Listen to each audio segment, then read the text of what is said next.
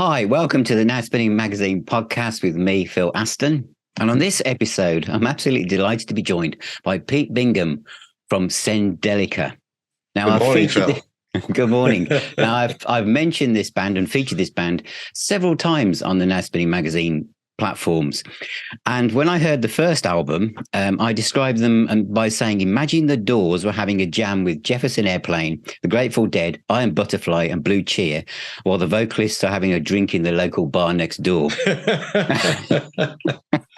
And then I got the latest one, which I'm going to talk about extensively, One Man's Man. Yeah. I said, imagine again, because imagination is very important, I feel, with your music. We're standing at the top of the stairs in a music club in 1973, and the music is rising up through the stairwell to meet you. It's drawing you down the stairs to meet it. The room is dark, with only the outlines of the musicians on stage being visible. The music rides in a sea of synths and tracks extended across the whole side of orange or multicolored vinyl. This is the sound of Sendelica. So, welcome, Pete. Thank you. I think we need some context. So, because your band is so unique, how did you start in music? What are your origins? It's quite funny. I'd been in a lot of previous bands and became very disillusioned with everything, with record labels and just the business in general. And I actually formed Sendelica as a thing to have fun with on a Sunday afternoon. And we used to book, we have a theatre local to us, and we used to book a room in there, and we used to just jam. And it was really just a celebration of all the things that I loved when I was a child, when I was a teenager. So I was very heavily influenced by, the first three bands I ever saw were Pink Floyd, Gong and Hawkwind. And that was, my life was never going to be the same, really, after that. And it was purely for something to do for fun. And we used to get together on a Sunday afternoon, and we used to record and used to give friends CDs. And it kind of snowballed from there, really. Suddenly one guy rang me one day out of the blue asking us if we wanted to do a gig. So we went from this kind of completely fun thing to, we decided then that anything we were offered to do, we would accept. So we went from one kind of mad thing to another, really.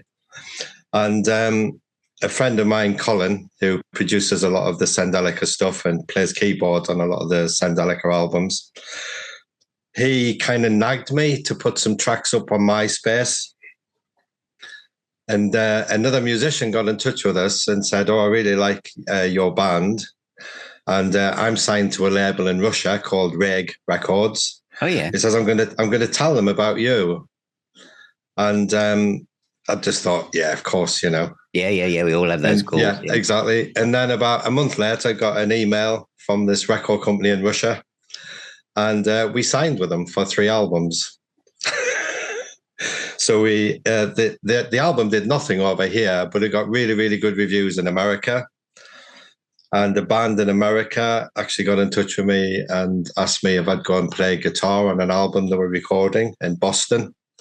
So under the new rules, I had to say yes. So I went to Boston and I recorded with this band, and I met some other musicians over there, and they all said, "Oh, you have to come over and do a tour." So we did. The next year we went and toured the East Coast of America. We played the Knitting Factory in New York, which was incredible. John Zorn's venue. Oh, wow. And we did another 2 albums then with this Russian label. And then we ended up touring Russia a couple of times. And we did the Eastern European tour. And it kind of everything just snowballed from there, really. And they had all been just CD releases. And one day I thought it'd be really nice if we had something out on vinyl. So I made a little list of record labels that were in the UK. And I think the third person I messaged was Fruits de Mer. And about 10 minutes later, he messaged back and he said, "Oh, this is really bizarre because I've just been having a conversation with this woman in America who's appeared on one of their early singles, and she was really raving about your band. She'd been to see us play in New York. And that's how the Fruits de Mer connection came about. And we did a covers. At the time, they were only releasing cover version singles. I think we did Venus and Furs and Maggot Brain. It was a very unusual 7-inch. And that was the beginning of our relationship with Fruits de Mer. And it's a perfect partnership, isn't it? I mean, they are just as esoteric and out there on the edge. Keith is just brilliant, and the most dangerous thing is for me and Keith to have a conversation, and the madness just kind of escalates, really. Well, I mean, the band started from, as you say, getting together for some fun and having some jams and stuff. When you were suddenly, obviously, this idea of you always have to say yes. So when someone actually booked you for a gig, did you have an orthodox set list? Or was it No. We've never had a set list. We are such an improvising band that I think that's one of the reasons why the fans really enjoy all the live stuff that we put out, is that it's so radically different from, one gig to the next. So all of our songs, we kind of have a set list in our head, but all the songs have a beginning and have an end, and sometimes they have a middle, and whatever happens between those bits is really, is just on the night. And I really love Can for that. Every gig they ever did was completely different. They never had a kind of plan of what they were going to do or anything. So I kind of really like that idea, Yeah, because I guess it's, for a lot of musicians, I mean, my wife is a classically trained violinist, and her world is very much, when she was growing up, was about everything has to be written down and everything is structured and everything basically follows a pattern. Yeah. I mean, and obviously my background was rock music. So when we met, it was kind of like I needed probably a little bit of structure in my approach to music. Yeah. And for Sue, it was like letting go of the rail and just seeing what would happen in those gaps between the beginning and the end. Yeah. Yeah. And I think why I love your music so much is that you can tell, even for the stuff that's down on record, that there's an element of you just turn left when the listener might have thought you were going to turn right. You just yeah. And I think that's why we've become more and more focused on much longer tracks, because the journey is quite amazing. If you I was never really into that kind of 4-minute pop song psychedelic thing. I appreciate the Beatles and I appreciate the Kinks and I appreciate whatever, but it doesn't really talk to me. It doesn't really make my soul sing, really. And I think that's why I was really drawn so much to bands like Hawkwind and stuff. That was completely a journey, very much so. Because I think the other thing about the music is the fact that it is adventurous. And the other thing I was going to say is, although I've said in my little preamble, imagine you're back in 1973. Well, in fact, if you did, I still don't think, as much as you sound like from that, you're recreating that era. Yeah. If you had been back then, the record labels wouldn't have allowed you to do what you're doing now. No, yeah. And I think as well is that although we're heavily influenced by the past, the 70s, our kind of heroes of the 70s, we do drag the whole kicking and screaming into the 21st century, and I'm really proud of that. I'm not really a complete nostalgia freak. I do like to bring, the modern things into it. Well, you've got all those modern sounding synths and bit of techno background. It's very it's very trance hypnotic, and it is very contemporary for those of you listening to this or watching this thinking, you pigeonhole band as being like Floyd, Gong and Hawking. It isn't. Yeah. Personally, I listen to a lot of music. I mean, I'm a real big fan of people like Portishead and Massive Attack and The Orb. And I think all of that kind of comes into it. It's in there, isn't it? We do draw all that into us, But is it like the freedom of knowing, especially, do you think through the world of vinyl now, thinking, well, this is going to be 20 minutes. Look, this is going to be 20 minutes. This is going to be a whole side. Yeah, definitely. Very much so. Yeah. Vinyl has become so important to us again that, I definitely do. In fact, sometimes we've just done the third album of the series at the moment. And that's, some of the tracks were like 27 minutes long, and so it was, oh my God, it's not going to fit on vinyl, You're going to have to kind of like trim it back a little bit. So yeah, definitely it is a consideration. Are you involved with the whole kind of visual concept as well of the vinyl? Oh yes, very much so. Me and Colin, very much involved in that. Yeah, because I remember, what was it? The first one I actually bought was this Public. One. Yeah, and the color, the purple blobs, and it's just, it looks great going around on the turntable. Yeah, that's very important. Visual aspect is very important. It is, but yeah. The sleeves are really important to us. We've never been a band for like putting pictures of ourselves on the sleeves and whatever. It's. I think it is part of the whole package. Very, very much so. Yeah. So the Sendelica journey, of course, has also created some kind of satellite projects, hasn't it? Yeah, very much so. Yeah. I couldn't kind of do everything that was in my head with Sendelica, so other things began to emerge. So I'd love to talk about this one. Yeah, which is a combination between Star Trek and. Well, David loved that. Yeah. I mean, what was the when your imaginative kind of thoughts came together on this? You've got all those spoken voices floating around over this background of, as you say, modern contemporary trance with the past in amongst it. Yeah. How did you come up with this as an idea? Well, Dave, the guy who did it, was just a duo. It's me and Dave Owen. Wow. I've known him for probably over 30 years. I knew him when I lived in Leeds, and I used to run a record label at one point for Rough Trade, Red Rhino, as it was at the time. And I put a single out by his previous band, which was called The Hollow Men. And we had just a really good, strong friendship. And about 3 or 4 years ago, he asked me if I could mix the first Band of Cloud album, which I did, and he was really happy with it. And then it was just a logical thing. Then he said, "Do you fancy doing an album together?" So that was how it came about. Yeah, because it's very, very unusual. As you say, you're down as playing guitars, beats, loops, field recordings.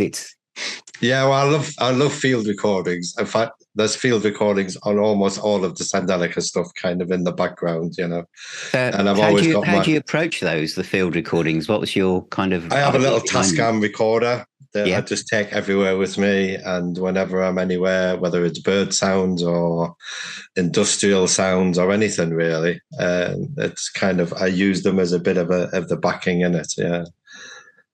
That's really. I'm really pleased you've mentioned that, because that is something that's in there. It's another thing that makes up the overall tapestry of sound, isn't it? That you don't actually realize. It's another thing that makes this such a different experience. Yeah, very much. Yeah, and because I had a couple of people in the Now Spinning Facebook community say things like that. It's like nothing else. Because you get in traditional rock music or whatever, you get there's the gaps between the instruments. There's the drums, there's the bass, the guitar, and the vocals or keyboards, and there's spaces. But in Sendelica, there's like other stuff. There's lots of things swirling around. Yeah, there's lots of coming things to the foreground and disappearing again, and that's, I really love that. It's like it's taking people on a voyage, taking people on a journey. And that really, really appeals to me. I do love that a lot. So as you like, basically, it sounds like putting together like the ultimate meal with all these different ingredients. Do you, when you approach the recording process, do you approach it in a traditional way? It probably is drums, bass, guitars, and then add on everything on as your imagination, wherever your imagination takes you. Well, actually, we have two really, really different ways of working. Like the series of Cromlech albums, the Cromlech 1, 2, 3, and 4. We actually used to go to a recording studio, Monkey, which is where the Cromlech is from. It's actually in their grounds of the studio. And we usually book it for a weekend, and we kind of just jam as a full band. And then we take those things away, and then we kind of work on them. And that was really interesting. It was almost like a commune for the weekend, really. And we'd invite certain people over and things, and kind of jam with different people. But then the last three albums, the third album's not out yet. The One Man's Man and the Man, Myth and Magic, it was a completely different way of approaching it. In that Colin and I kind of composed things together, and then we got the rest of the band to add stuff to it. So it was a very different way of working. Interesting. So I was just thinking then as you were talking that the way people traditionally approach the studio, they find it quite stressful sometimes because so many bands will say, oh, live is much better. I prefer that. I don't like the kind of clinical aspect of the studio. I have to be really focused on what I'm doing. Is there a lot more freedom in how you approach recording? Definitely. Yeah, definitely. Yeah. I think as well that the whole kind of business of recording has changed so much over the last 20, 30 years. I mean, remember the first bands I was in, the first proper band I was in had Ian Nelson, which was Bill Nelson's brother, in it, playing sax and keyboards. And I remember we had a couple of days in the studio, and it was very stressful because you just felt you had to get certain things done and it had to be finished, and you had to mix it all actually at the studio and everything. And now it's completely changed.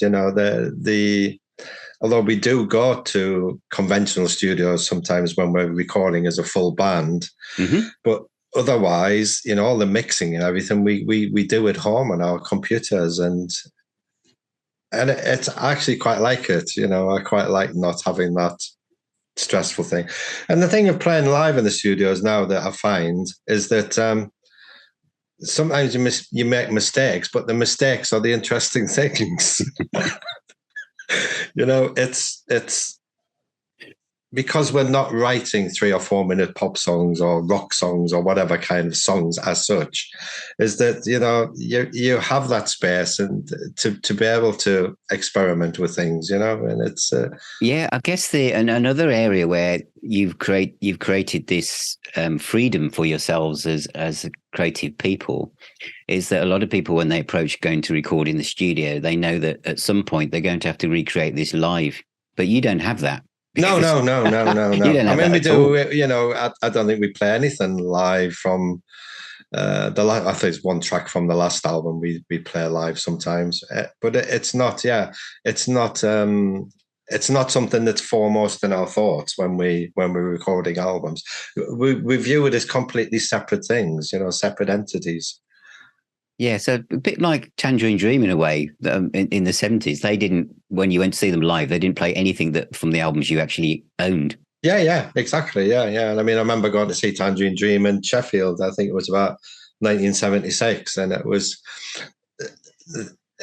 just quite mind blowing. It was just incredible to see such freedom.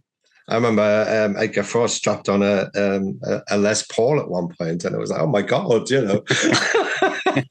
It was, as you said, when you listen to things like Rubicon and Phaedra and stuff, it wasn't guitar based at all. It was just these really floaty synth songs and stuff. And it was like, it was great. It was brilliant. So when because of the way you approach putting your work down, and you can obviously put lathes and synths and stuff on it. Yeah.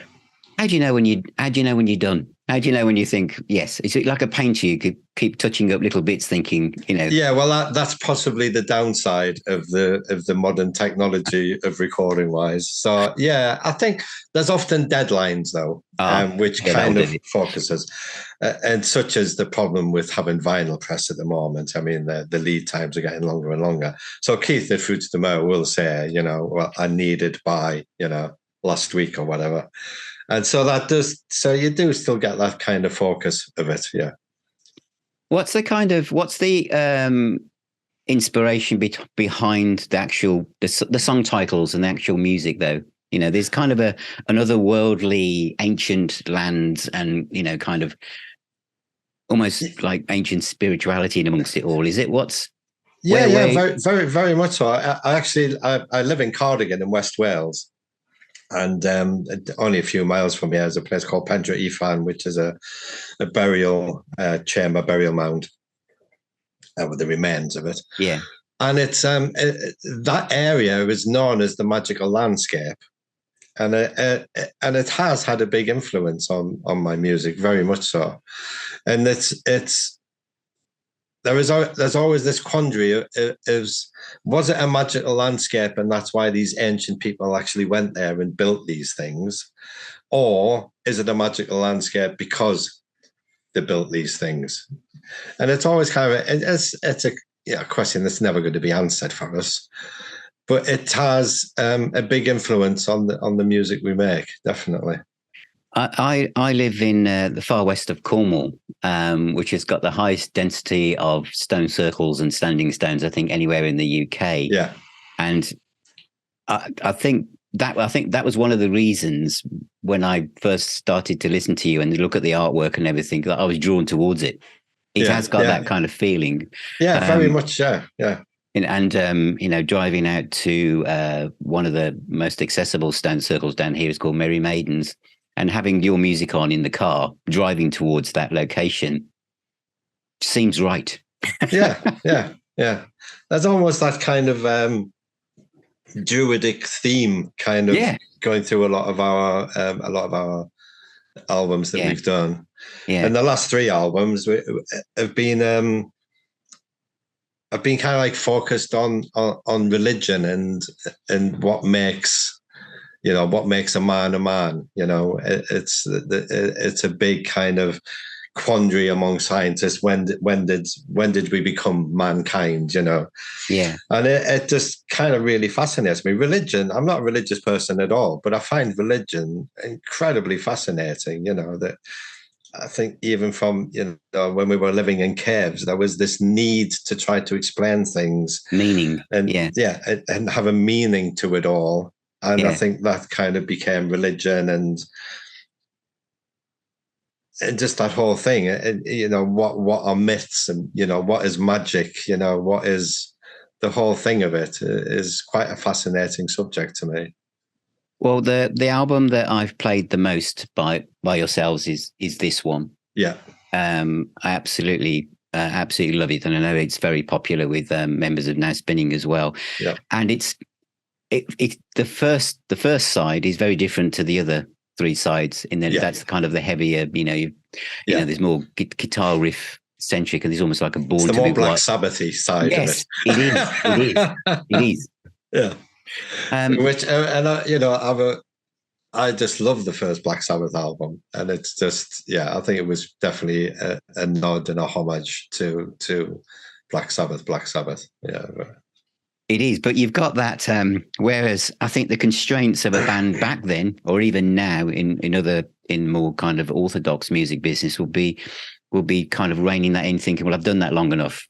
I can't, we'd have to cut that off. But there's a sense of freedom in the way that there's 2 tracks on that side, but they segue together so easily. They just feel as if they're joined at the hip, don't they? In fact, the second half of that side, it was actually, although I don't think many people have actually noticed, was heavily influenced by television, the band Television. Was it? Right. Yeah, very much so. It's kind of like a Hawkwind Television. But I love that kind of that television guitar sound. It was just stunning. It was just mind-blowing in its own way. Yeah.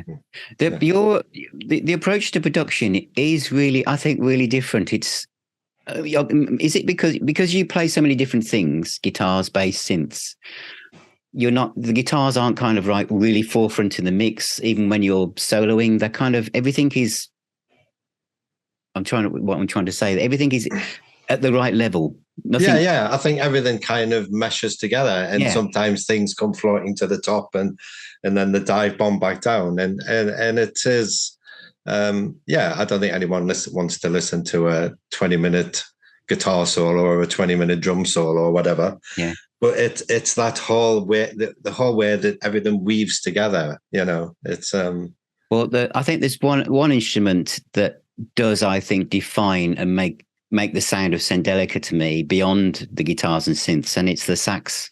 But from Lee. Yeah. I mean, very much. Yeah. That really, to me, sets off this otherworldly kind of gongy kind of feeling. I mean, how long's Lee been involved? He's a brilliant player. We did a gig probably about 12, 13 years ago. Oh, yeah. And Lee was playing in the support band. And he kind of stood at the side of the stage and watched us when we did our set. And afterwards, he came to me and he said, "Oh, yeah, I'd really love to be in a band like this, you know." And I think Glenda had actually been in a band with him a long time ago with Nick Turner. Oh, wow. Yeah, well, I was Nick Turner's All Stars. So they'd kind of crossed paths within that. So, yeah, it just became a natural thing. And he started doing a bit of recording with us, and then he started playing live gigs with us. So, yeah, he's been kind of in and out of the band quite a lot, really. Yeah. And even though he's not in the live version of the band anymore at the moment, he still does record with us. Yeah. When he does record, because I don't know if his background is kind of in jazz or... Yeah, very much, yes. Very much jazz, yeah. The band he was in when they supported us was very much a jazz band, yeah. So his parts, is he like playing literally live over the top and it's just he's going in the moment? With the Cromlech albums, he was actually in the room with us, you know, so we were all improvising, really. Yeah. Amazing. Yeah, so I mean, when we did the things at Monkey Studio for the Cromlech albums, that I would have some riffs and things that I'd been working on at home, but the band would never hear them till we actually went to the studio, and then I would just start playing, and then we would see what would develop. And sometimes they just go completely different directions to what was originally there, you know. So he's often in the room with us doing. Yeah. No, so I think again, talking to you and realizing that so much of the music is just literally created in the moment, apart from maybe a few signposts to say this is when we're going to end. Yeah. But because of that, you're not like a band that comes along and saying we've got 12 tracks to record and we have only got one extra one if we're forced to do one. Right. Yeah. It comes across that you could just keep. You've got 4 sides of vinyl and you filled them. Yeah. But if someone said you could do another album in 8 weeks, you could say, yeah, we could do that. Yeah. Well, we often have. We've done recording sessions and we've come out with 2 double albums. One for one label in Germany and one for another label, really? One for Fruits de Mer. Yeah, definitely. Oh, wow. So it has happened. Very much so, yeah. Well, I've got to go to this next band next, the Lost Stone Pandas. Ah, yes. And Dark Side of the Noom 1 and 2. Well, tell me about this further adventure. I have a really good friend called Chris Needs, who is a very good journalist and a very good writer. And he used to be the editor of Zigzag magazine. I remember. Yeah. And I was a big fan of Zigzag. I used to buy lots of albums purely from the recommendations of it. So he was quite a big influence on my teenage years, and he was only a teenager himself. He's only a couple of years older than me. And about 5 or 6 years ago, I had an email from Keith at Fruits de Mer saying there was this guy called Chris Needs had been in touch with him, and he was trying to chase down some Sendelica albums that he was missing from his collection. Mm-hmm. And Keith passed them on to me because there were albums that hadn't been released on Fruits de Mer.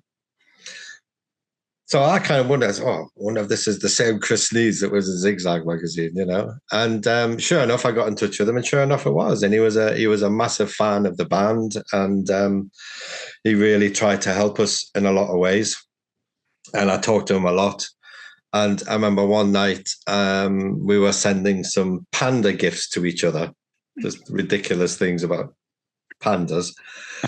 And he said, we should form a band. We should call them the Giant Pandas. And I said, it's a really good idea. But I said, let's call it the Lost Stoned Pandas. And he was friends with Alex of The Orb at the time as well. Yeah. They're very good friends. They go back a long way. And he became involved a little bit in it. He did some remixes of some tracks. Yeah. And I remember having a conversation with Chris through Alex, and Alex had said something like, Chris had said to him, "How do you fancy being in the Lost Stone Pandas?" And Alex said, "Well, I've been stoned a lot, but I've never been a panda, so I'm definitely up for that." So that was kind of quite nice, That was a nice little kind of, for me, was a full circle kind of thing. Being a big influence on me. So. Well, I think that for those of you who are very new to this band and the music, for those of you watching and listening, because I've said it's called the Lost Stone Pandas and it's called Dark Side of the Noom, you might think it's kind of a jokey kind of album, but it's a really, both of them are really, really wonderful pieces of music. And I mean, you've got like these guitars, as you say, you've got rhythms and sounds and stuff, but you've also got cello, violin, viola, and bass. You've literally got almost a string quartet on both albums. Yeah. And it's kind of gone back to that thing of what you were saying about your wife being a classical violin player. I've always wanted to jam with some classical musicians, but it's never been possible because they just don't understand improvising at all, Mm-hmm. And I was really lucky that Sendelica did a gig with Curved Air quite a few years ago. Oh, yeah. And Paul Sachs, who's their violin player at the time, it was just amazing. And I was talking to him afterwards. He goes, "Oh, I really love what you're doing with this band and stuff." And when the Lost Stone Pandas idea started getting floated around, I got in touch with him. And he said, yeah, he was really up for it. And I'd known a cello player for quite some time, and she was up for it as well. Yeah. And so it was great. With the first couple of Pandas albums are actually us all improvising live in the studio at Monkey Studio. All of you? All of us, yeah. So no one is kind of anchoring it down to a specific pattern. Everybody. No. Again, I just went in with a couple of guitar riffs and things and said, played it to them, and then they were like, "Oh yeah, I've got some ideas for that." And then we literally just went in and we do like 3 or 4 takes of a track, and they got longer and longer each time we did it. And it was, that was it. And it was just marvelous to find some classically influenced musicians who could and were willing to improvise. And you didn't, so literally you would have like, say, you'd record 3 takes, but you didn't then take something from that one and stick it on that one. No. It always used to be a full, It's a full thing, live, nothing's tampered with. Yeah. Well, that's fantastic, because I have to say that I have played both of these a lot. Are they both still available from? Yes, they are. Yes, they're both still available on vinyl, and I think there's maybe some CDs left as well. Yeah, but yes, yeah. And it was great, and it was kind of a fulfillment for me. That's something that I'd always wanted to do. If I remember when we toured Russia, which was at least 10, 11 years ago now. We had a chance. There's a place in St. Petersburg called the House of Composers, which is where they used to actually do the manuscripts. Yeah. At the time, and it's actually now a recording studio. They actually have a valve mixing desk. Wow. Yeah. So you go in and they switch it all on, and then for about half an hour you have to wait till it warms up, and they give vodkas out to everybody. Yeah.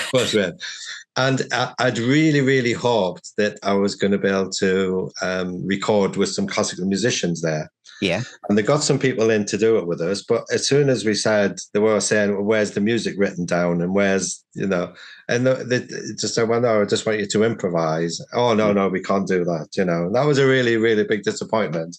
But then 10 years later, I got the chance to do that with these people. And we had a great time. It was a really great weekend, and we all came back together again and did it again, So, wow. Well, how did you come up with the name of the Dark Side of the Noom? Well, that was a very drunk Colin. I think it was after the first night of recording at Monkey, and he kept saying we should call this the Dark Side of the Noom. And it just became the thing. Yeah. It just happened. The design, the little stickers and everything. Is it all? That's all part of you as well. The concept of what the graphics and everything. We designed the Panda logo and everything, and we did the whole thing with the light going through the panda and coming out all the different colors. Very much so. And I know, is this a purely studio based unit, or was it ever played live? It is, yes, no, it is, it is studio only, yeah.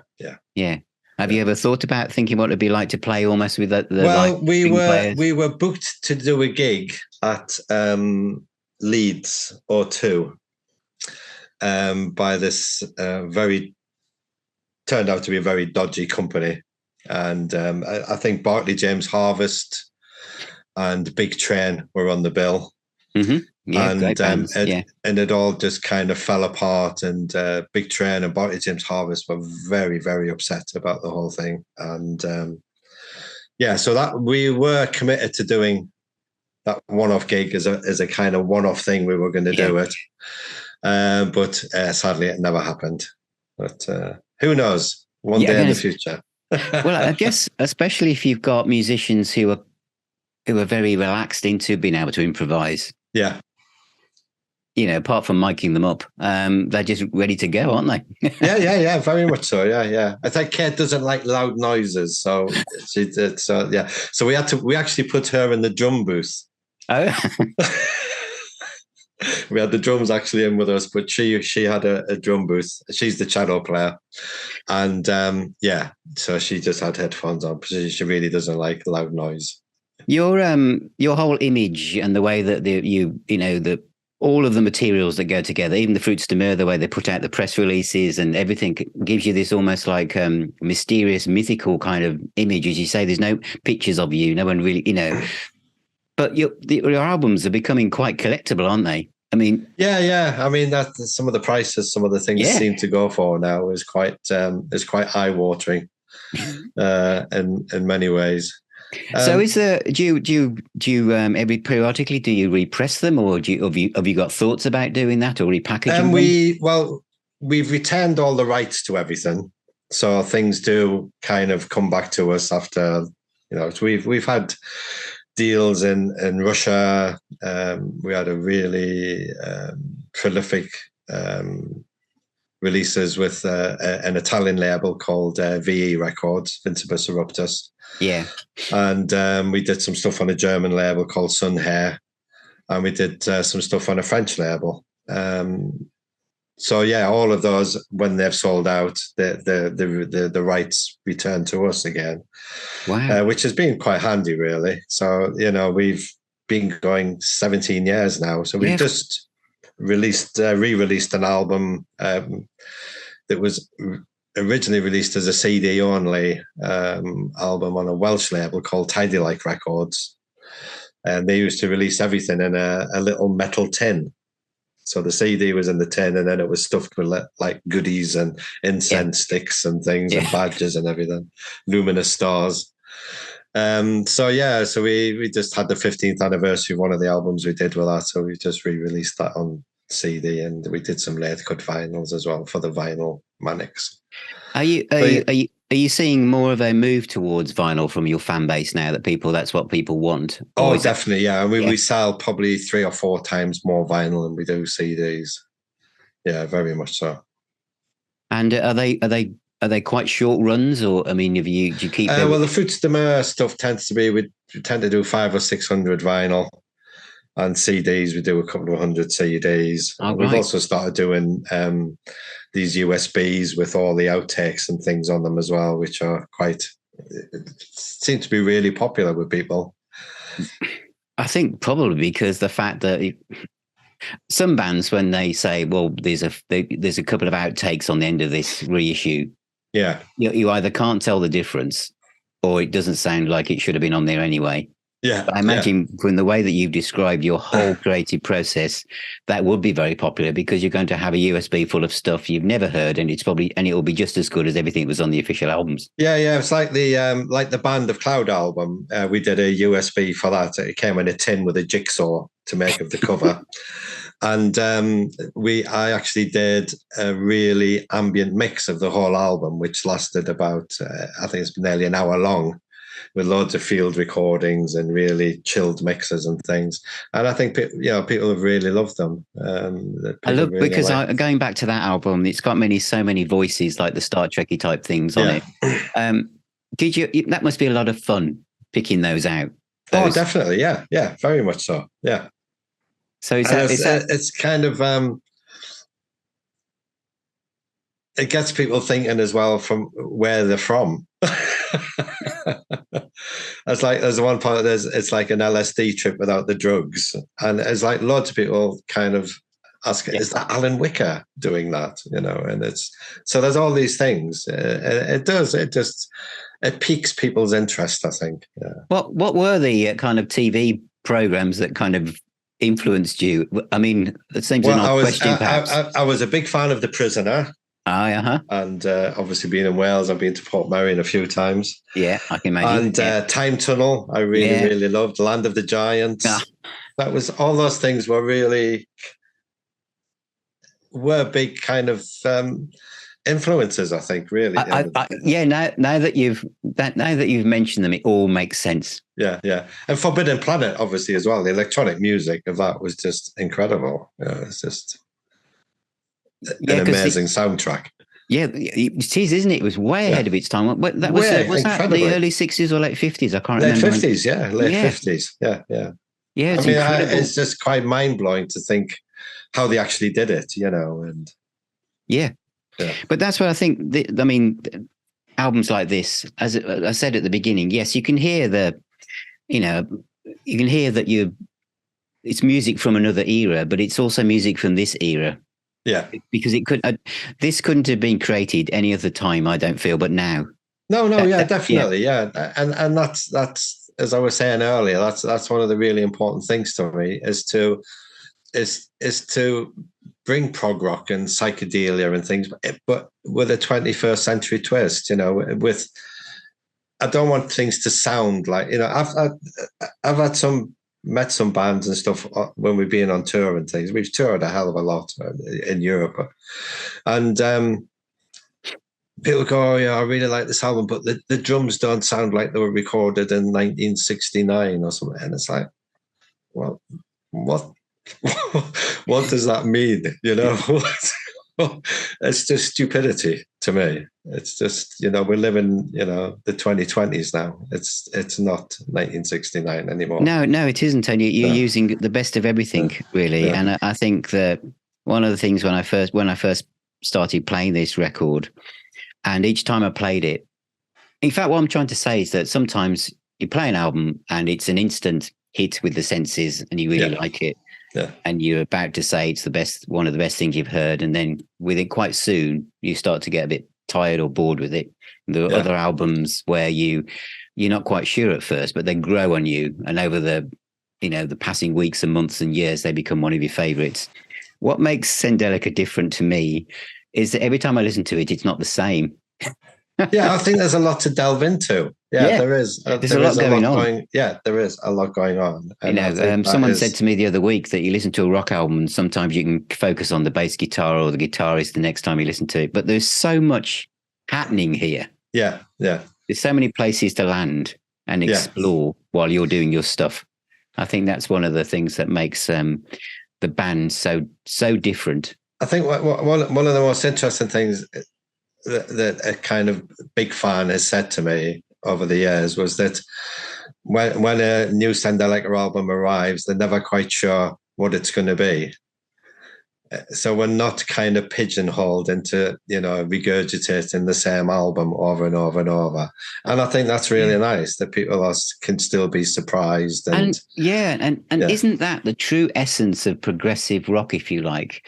I think we've moved into the situation where people if a band's now feels almost scared to move out of whatever worked before, they need to do another version of that. Whereas, as you say, when I was growing up in the 70s, the excitement of buying an album by one of my favorite bands was thinking, "What? I wonder what they've done this time." Yeah. And I think also going back to what you were saying before about this kind of mysterious element about Sendelica and the side projects and things is that I think we kind of, because we live in this era now of Googling everything and the internet and everything, people kind of forget that, you know, when I was a teenager, bands like Noi and Can were this incredible enigma that I didn't know anything about. I couldn't go on a computer and Google Noi or Google Can or, you know what they were all about or anything, you know. So I think that kind of mysterious element is kind of gone. And I'm trying to bring that kind of back a bit. Yeah, well, I think it's a really important thing. Yeah, very much succeeding in that as well. And also, I think that what's wonderful to me to listening to music like this is it has that sense of wonder about it. It sounds exciting without being dramatic. It's kind of, it is the fact, the way you've just, I mean, I thought before I spoke to you, I wonder how they create this music. And what you've said is almost what I imagined you were going to say. But that's created even more of a spark of a sense of wonder to me when I listen to it now, is that this is to listen to. That's why people like bootlegs and live stuff, isn't it? Because I'm listening to somebody like Miles Davis create that in that moment, and it never existed ever again. But you're capturing that on his studio albums, and obviously live, you just do it all the time. Yeah. I think that's a very apt description of how we view our work, really. So when are you going out on the road, or are you planning that, or are you? Yeah, we've got a few festival gigs in the summer, and let's talk about doing a little tour of Finland. Oh wow! Later in the year, which we've been to a few times before in the past, and and we've just finished recording the new Sendelica album, which is called Man, Myth and Magic, which will be out on Fruits de Mer in November. Oh, that sounds really exciting. I guess it's going to be quite an elaborate kind of coloured vinyl package as well. Oh yes, it'll be another die cut sleeve, and yes, the whole works. And we've actually designed a set of tarot cards, and which is going to be with a limited edition that Keith will be putting out. That's fantastic. Because you're playing festivals, and again, because of the way you approach your music, do you almost ask, how long have we got before you decide what you're going to play? Yeah, it was, in this country, it's always, you just like given an hour, you know. And I remember the first time we played in Germany, which was a big thing to us anyway, because, you know, so many of our heroes were from German bands, you know, the Noise and the Cans and the Kraftwerks of the world. That I remember we did this festival in Würzburg, this big psychedelic festival, and it was in this medieval tower. And the promoter said to me, I said to him, "Oh, how long have we got to play?" And he goes, "You can play as long as you like." That's a scary thing to say to you guys. So I think one of the tracks we did, because it actually came out as an album a year or so later, I think we managed a 42-minute version of a track that on album it lasted 10 minutes. That's two sides of vinyl, isn't it? Yeah, it was two sides. Yeah. 2 sides and a bit, I think it was. Yeah. And the thing was the crowd were just so into it that we did have this ultimate kind of live experience that we were given to the audience, and the audience were given back to us, and we just kind of spiraled up and up and up, and it was an amazing gig, and it was an amazing experience.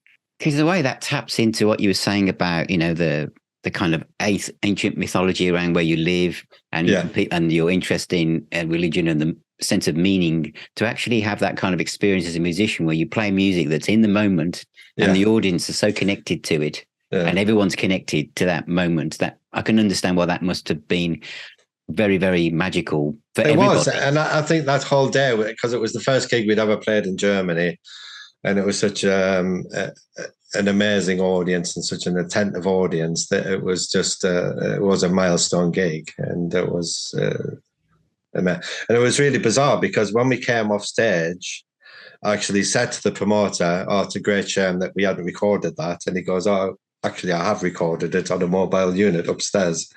So it was there to be mixed, and we released it. It was a fantastic evening. Is that still available? Is it? No, it is finished now. They've all gone, I'm afraid. There is a download available still on Bandcamp, but it was amazing. And I remember the next time we went back to Germany, we had the albums to sell, and this young lad came up to the merchandise stall, and he goes, "Oh, have you got such and such?" And I say, "Yeah." And he goes, "Oh, I was at that gig, and it was the first time I'd ever taken acid." And he goes, I'm really interested in hearing what it's going to be like, when I listen to it in the cold of day. Yeah. And we actually saw him again at another gig in Germany, and he said he really loved it. And it was just it just brought back great memories of what a night it was. What kind of things do you have in the Sendelica merch stall? Is it vinyl and CDs, or do you also have T-shirts and other? Oh, we have T-shirts and vinyl and CDs. We even had some cassettes, but that was a sell too far. Yeah, that's true. It amazes me that CDs have made it. So not CDs, cassettes have made this kind of little bump backwards. But I wonder whether they're just selling because they've been bundled in with other things that people are buying. Yeah.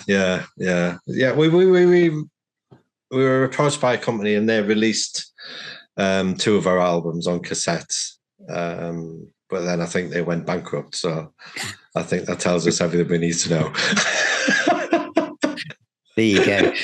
Well, where's the best place for people to buy your music and albums? Well, it's the Bandcamp Sendelica.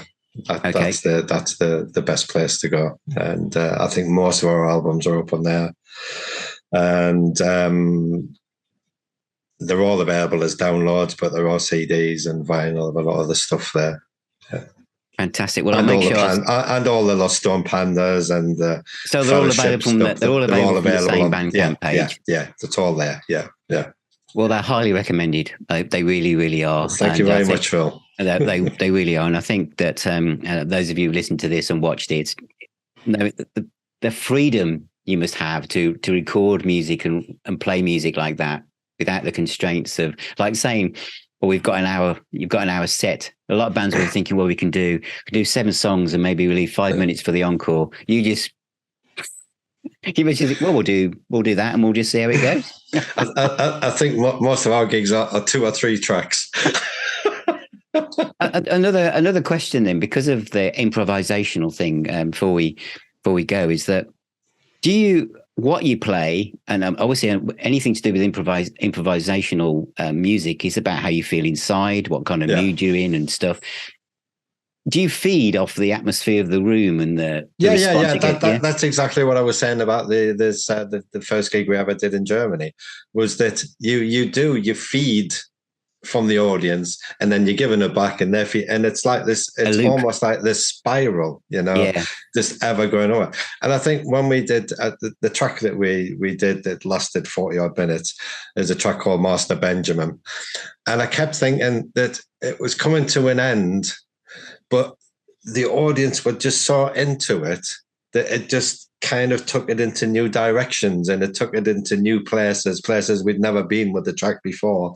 And that, to me, it is the essence of a great gig. When you're playing things completely differently and you're going in a completely different direction, and it's just wonderful.